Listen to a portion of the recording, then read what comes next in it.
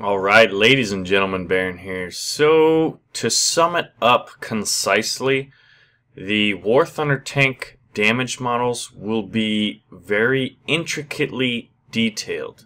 So what we're looking at right now, and if you want to skip this and you just want to read it yourself, because I'm going to summarize it, the link for it will be in the video description, or just go to warthunder.com. That is where the news is happening these days, ladies and gentlemen. We also have a pretty cool Christmas special and 2 unique aircraft, so you may want to check that out. But basically, what they're talking about is how why we have had a relatively realistic experience in aircraft is due to damage models, right? When the pilot of a plane gets killed, you lose control of the plane, you're dead.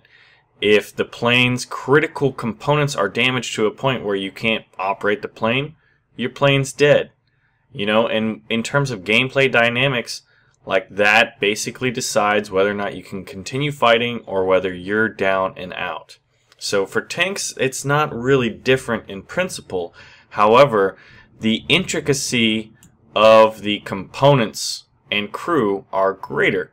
Most planes have 1 crew member. Tanks have more. So while there won't be really any pilot sniping, as we see in planes, there are other things. And just getting a look at these tanks, these little tank models here, all for the T-34 model 1941, you can kind of get a feel for it.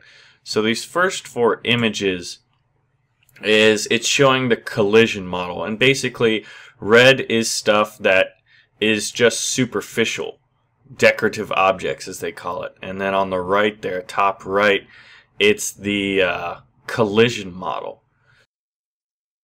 Now here's where it gets interesting looking at those bottom 2 pictures, is that it's showing the armor plating, or the collision model is basically where the armor plates are, what's armored, what's not. And then all those different colored internal components, even, you know, the tank treads have a different color. That's showing all of the, you know, internal pieces of the tank. So going down to these next 4 pictures, we see the armor. And each one of those, they're kind of separated to show you the great number of different armored components, all the different armor platings. Each one of those has unique characteristics to it, right? That is why they're all separated, which is pretty freaking cool. And then below that, they have the modules in the crew. And there is a key for the different components. For example, the big red block is the engine.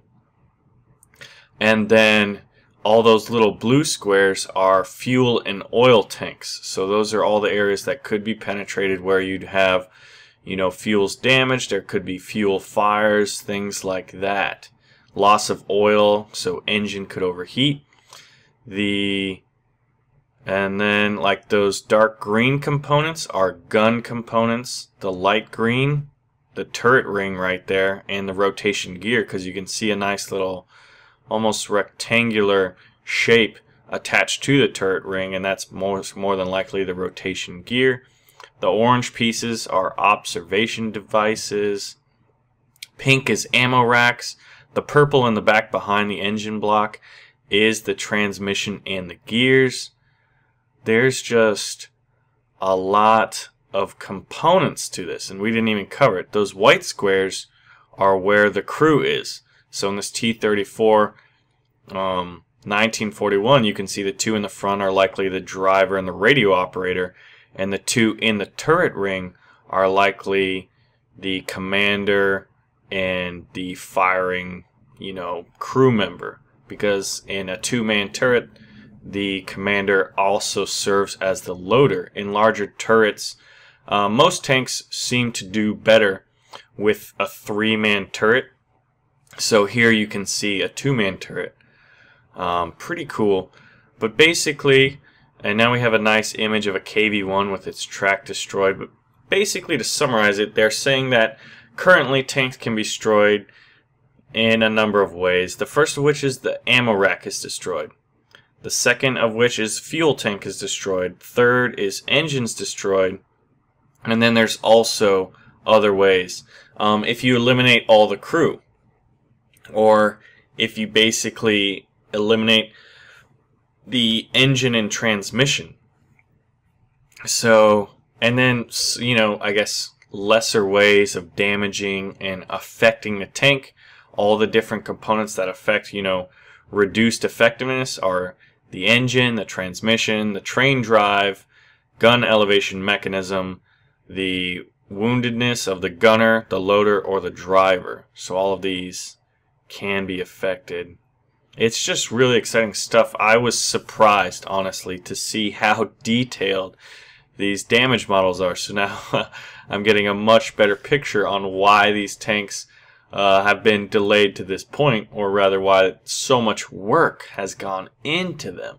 And you can only imagine how long it takes to test these things.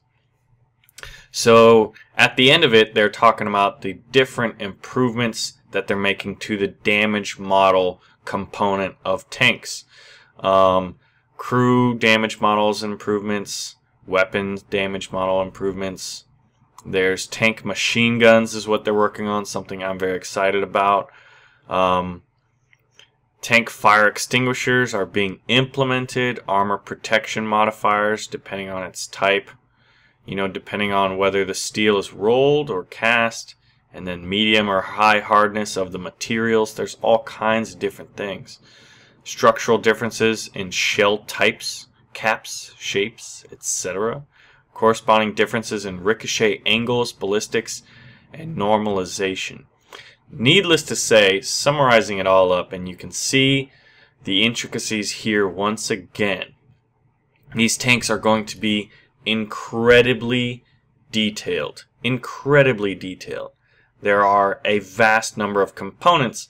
Now, to hit these components, you will still have to penetrate the armor. In most cases, there are certain cases where you may have a very, very powerful high explosive shell, like say you're driving around in a KV-2, and you may not need to penetrate a tank to still damage it or stun the crew and things like that, or just outright destroy the dang tank. But these are just some of the possibilities right now. Anyway, my name is Baron. I thank you all for watching. Pull the trigger on that like button, and I am signing out.